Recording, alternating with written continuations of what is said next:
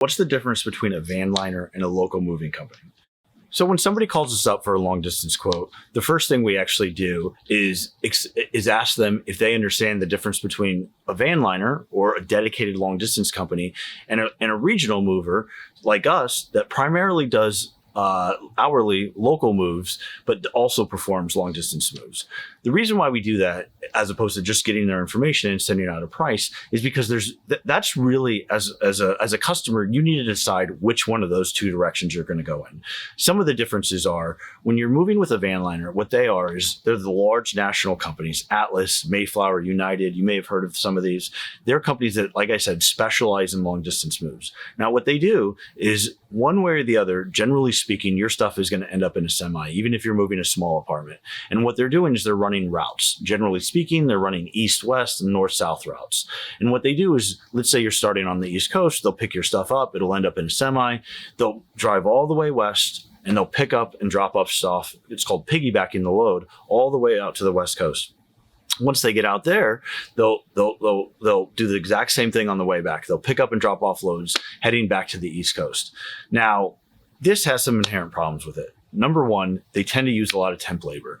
For them to be able to supply the loading and unloading manpower at all of these different locations, they're not taking a whole crew with them. So they tend to tap into their resources of local agents, is what they're called, that are near them, or just straight up temporary labor.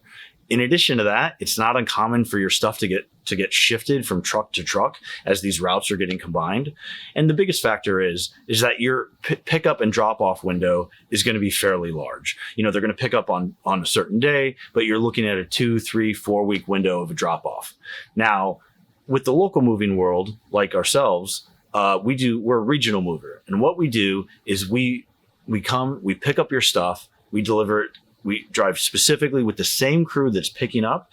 We're going to have them drive and drop off your items at your location. It's a very predictable timeline and a very predictable level of service.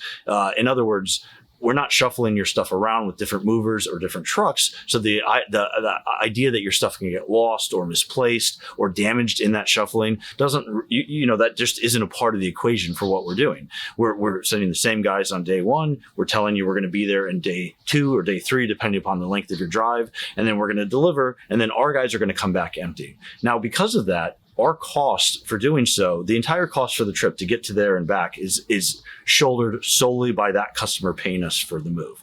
They are not spreading that footprint of that cost amongst other moves like you would see in a long distance company. That does substantially raise the cost. You're generally looking at seeing double the cost for using a regional mover such as ourselves versus a long distance mover.